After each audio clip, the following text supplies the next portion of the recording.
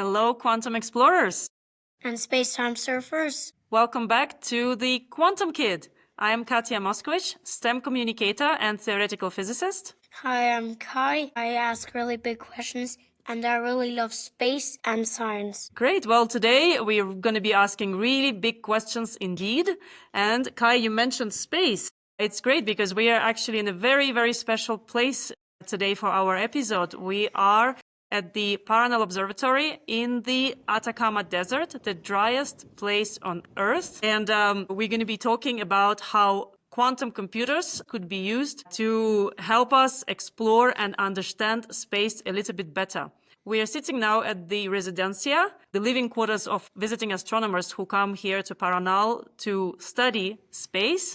And just a few hundred meters from us is the VLT. Very Large Telescope, Exactly. Which is kind of a basic name. They're not that creative a name, really. And Kai, what's so special about Atacama? It's the driest place in the whole world, literally drier than any other desert, and there's not that much sand, mostly rocks. And why is it so special for observations? Because there's almost no light pollution in the middle of the desert, so you just set up this telescope and then it's way easier to see a lot of stars. Sadly, you cannot see black holes, but you can see stars. So that's good. Well, today we're going to be talking about how quantum computing can help us understand more about even black holes and lots of other weird and wonderful things in space. By the way, not far from us, there is ELT, Extremely Large Telescope, that is now being built and will be operational in just a few years with a gigantic mirror. And earlier today, we visited the 4 domes of the VLT. Each of them has a mirror of 8.2 meters in diameter, which is also pretty huge. And the Vera Rubin telescope, the newest one, just opened. It's also not far from where we are right now, just a few hours drive in the desert. But I think now it's time to welcome our amazing guests, who are Avi and Karen. Exactly. We are welcoming Avi Loeb, astrophysicist from Harvard University, who is actually leading the efforts to find intelligent life in the universe, and Karen Hallberg, a physicist from Argentina who is using quantum mechanics to understand also big things like galaxies, stars, and so on. Welcome, Avi and Karen. Thanks for having us. Hello. Thank you. So during the last couple of episodes, we learned what a qubit is. And how a quantum computer could help fly an airplane. And how could quantum computers help with flying a rocket? That's a great question. Karen, could you maybe help us understand? Well, hi. Hello, Kai. Your questions are really good. You're making me think a lot. They're very interesting because, very important things can be done thanks to quantum physics. You already know about what a qubit is. So you know that quantum computers are not only much faster than classical computers, but they're also calculated in a different way, and they can lead to possibilities that are unimaginable. Like, for example, they could help design new materials for the rockets and space vehicles. It's very tricky to design these materials because there's a lot of radiation in space, and this is very damaging to materials. Doing research on materials is not at all easy because there's so many different variables. You have electrons, you have spins, you have atoms, you have interactions between all these. And this cannot be handled very easily with a classical computer. So in a quantum computer, you can handle all these variables in a much more efficient way. You can even do simulations. Well, for example, you can simulate the current disposition of atoms in the material. You can simulate the radiation coming into the material and how it damages, how it interacts with atoms. And this could not be done with classical computers. Another aspect is, for example, not only quantum computing, but also quantum sensors and quantum communication. These are also 2 important applications of quantum technology. And both of them, so sensing and communications, are very important for space travel because it's much more precise than the current technologies we count on. So I think quantum technologies in general, so computation, sensing, and communication will be fundamental to improve exploration of space. So let's maybe zoom out a little bit. Avi, so you're studying, among other things, the possibility of intelligent life out there in the universe, maybe signals from distant worlds. Maybe you could also talk to us if there's any link you think between quantum mechanics and also quantum technologies and astrophysics in general. Well, first, I just wanted to clarify to Kai that science is a great privilege. The reason I'm a scientist is because I wanted to remain a kid forever. You know, just like a kid, we can experiment and figure out things.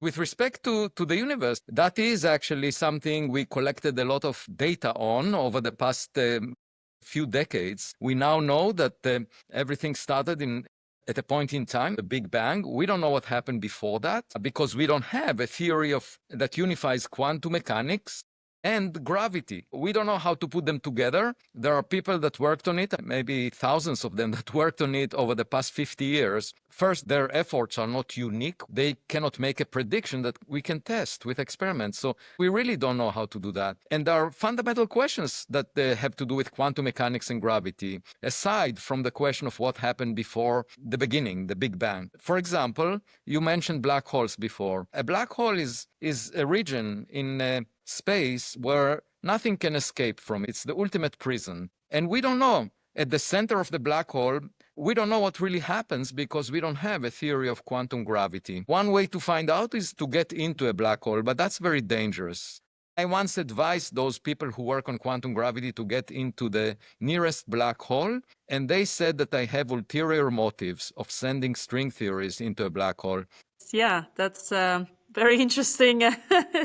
Kai, so you had a question about aliens before, right? Yeah. So how could quantum computers help us find alien life? Well, for example, quantum computers may be able to process large amounts of data that we collect with telescopes, and that would potentially help us find evidence for technological signatures of aliens.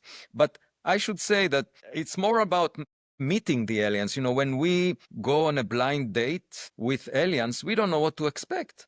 If they talk about things, we might not be able to understand their language. We might not be able to understand how they think. But quantum computers or artificial intelligence, the combination of the two may help us process the information in a way that is much better than our brain can, because we have a very limited brain. And we always thought that we are at the top of the food chain, that we are the smartest, not only on Earth, but anywhere else. But if we find aliens that are smarter than us, we'll need the help of computers to understand them. Kai, I think this is such an interesting question. So I would like to add to Avi's remarks that we have to be very patient to find signatures of an alien life.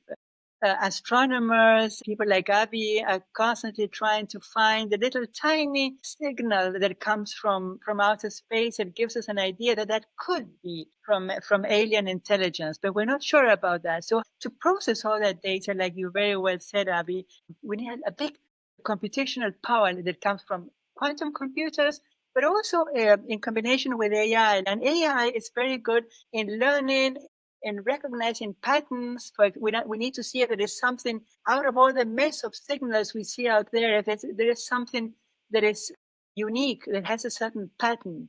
And this pattern could be recognized by AI, also with the other new kinds of computation, like biology-inspired computation, not only quantum computers. So this, I think, the technology will be fundamental to help us in finding the possibility of an alien signature. My colleagues in academia, they say that believing that there are aliens as smart as we are is an extraordinary claim. I don't think it's an extraordinary claim because humans do a lot of stupid things. And there might be aliens far smarter than us. Computers might just look at the signals and tell us, look, there is something really anomalous here. Check it out. Just to give you an example, there is this new interstellar object that was just discovered actually in Chile, not far from where you are, by a small telescope, 0.5 meter in size, that is called Atlas. And this object is really strange. in the sense that it's extremely bright. If it just reflects sunlight, if it was a solid object, it had to be 20 kilometers in diameter, so twice as large as the asteroid that killed the dinosaurs. That's a huge object, but it may be a comet. And also this object is coming along the orbital plane, the plane over which the Earth moves around the sun. And it comes closest to the sun when we are on the opposite side of the sun. And that is really strange. And it's not clear whether this trajectory was designed or not. So in the coming months, it will come closest to the sun on the 29th of October, 2025. We will have an opportunity to study it. And it would be really interesting to check if it's a rock. Because if it's not a rock, if it happens to be a spaceship, then I think the stock market will crash. It will be a matter of security for all humans on Earth. And every time we find an interstellar object like that, we really have to check whether it's a rock. We also have to probably hope that these are friendly aliens inside that spaceship, right? Yeah, that's an excellent point. Well, let's now switch to something a little bit different. Karen, you mentioned quantum sensing earlier. So could you maybe talk a little bit about how quantum sensing could indeed be used more prominently for space exploration? Yes, well, this is it's still very immature. There's a lot to do. Quantum sensing has to do with how to use atoms and particles like electrons or other particles to have a very precise measurement of surroundings. And for example, it could be used to measure very small changes in gravitational field. So that can help us in mining or to find water. Also, we are currently using quantum technology, for example, in medicine, in MRI. MRI is based on a quantum property. Superconductors, lasers are a quantum property. Quantum is already there, but some achievements might take many, many years. Quantum computers, now we have some computers working, functioning, but they're very basic. They only have 100 qubits or plus, but not too many. They are very noisy. So there's still a lot to do. But surely in the future, we'll have a combination of quantum computers and classical computers. With respect to quantum sensing, for example, a very precise positioning like GPS, the positioning in space, a very precise detection of background radiation and other signals that could be important. And then in quantum communications, we could have telecommunication. We could have entangled states. I wouldn't say between one spaceship and the other. I think that would be very complicated because space is really huge. But for example, some communication with Earth or within the equipment within the spaceship. This will be the future work of a future generation like you, Kai. So it's up to you to figure out what to do. Absolutely. Do you remember what entanglement is, Kai? When there's a big distance between two qubits and they connect, and then if one qubit moves like forward, then the other goes 12. Like without entanglement, it would be like this: qubits forward, qubits back, forward. But with entanglement, forward, back, so like connected. Exactly. Very good. On this, we should say that even though quantum mechanics was discovered exactly a century ago, that we still don't understand the fundamental interpretation of quantum mechanics. We don't know what it means. And Albert Einstein had a big problem with that. He thought that this entanglement is not real, that quantum mechanics cannot have spooky action at a distance, the way he described it. But experimentally, it was confirmed that he was wrong, and the Nobel Prize was awarded for that a few years ago. So we don't know how it happens that there are many possibilities for a quantum system that coexist at the same time. And when you measure that it's one of these possibilities, it affects the entire system at once. Are there many worlds in which each of the possibilities exists? And then we just enter one of these worlds? Some people believe in that. We just don't know how to understand that, because the way we think is not quantum mechanically. We are big objects that have a definite state for everything we do. Yeah, exactly. And also, in terms of data, so today we visited just earlier the VLT, Very Large Telescope. It's right there in the distance on the mountaintop. We were walking around. It was totally surreal. And you know what's super cool? All these telescopes actually have names. What's the name of all the telescopes? UD1 is Antu, it means the sun. UD2, Quayen means the moon. UD3, Meripan means Southern Cross. And UD4, Jirgun is means Venus. If you combine all the 4 big units with the auxiliary ones, that's when it gets super special. So when you combine all the 4 big telescopes and all the 4 small telescopes, it equals in one big telescope, and all these ones together, it equal a large telescope, and all the other big ones will equal a very large telescope called the VLT. Combining all these telescopes into a mega virtual one using the interferometry technique that Kai so well explained gives us a virtual mirror 130 meters in diameter. The VLT and other observatories collect a lot of data. The challenge is to analyze this data to find rare or subtle astrophysical signatures, exoplanet atmospheres, transient phenomena, and others that might be hidden in the mix. They can collect almost 5 to 10 terabytes and then reach this amount of terabytes in 2 years consecutively. So they need to delete this data, one per 2 years. So how can quantum computers help us process all that data in the future? For data that comes from telescopes, in the immediate future, it will be the existing computers accompanied by artificial intelligence. So, for example, there are lots of events that the Rubin Observatory will find by monitoring the sky. There will be explosions of stars. There would be objects like interstellar objects, like the one 3I Atlas that I mentioned before, coming along. And that kind of data takes a long time for an observer, a human, to go through. But machine learning can basically go through the data very quickly and look for patterns that are already known, type of phenomena, and that will be very effective. I agree, Avi, that quantum computers will be good to analyze systems with quantum behavior like materials. But they're also good for optimization problems. Optimization means that if you want to study a problem where you have many, many variables, many parameters, millions and millions of parameters, and you want to see what the best combination of that is, or all these optimization problems are really well dealt with through quantum computers, because due to entanglement that Kai very well described, all these different possibilities are considered nearly simultaneously by the quantum computer. This is why they really look at all the space in a very fast way, nearly everything together. I think this will be also useful in the future, also for space exploration and for astrophysics. I think we're getting to the end of our episode now, but there's one other thing, Kai, you mentioned to me earlier. So how can we use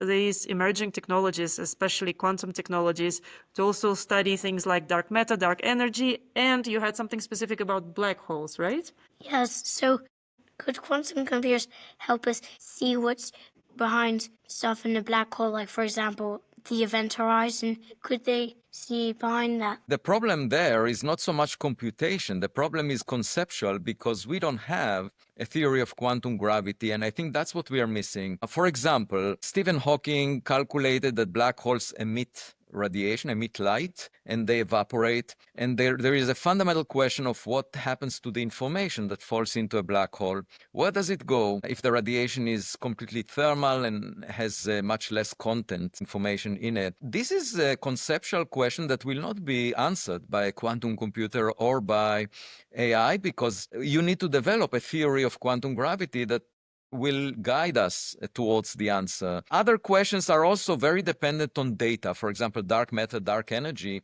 We need data about these particles of dark matter, because otherwise we will never figure out what they are. So I don't think we will be out of a job as scientist during your lifespan, Kai. I think you can become a scientist and make big contributions, because the computers will not be smarter than what we feed them. Yes, I agree.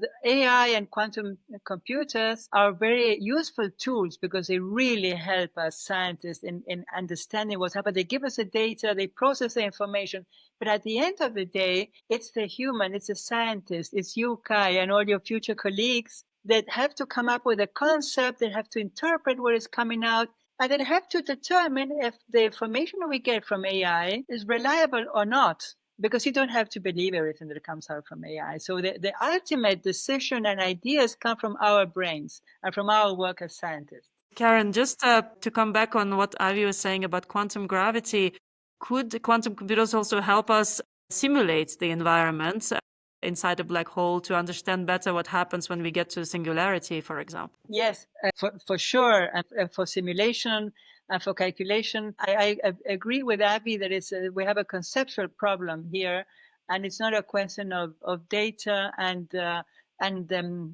rapidity of calculation. I think we have to come up with ideas and then frame the physical problem and then use the quantum computer to simulate, because to simulate something, you have to give it a model, you have to give it parameters.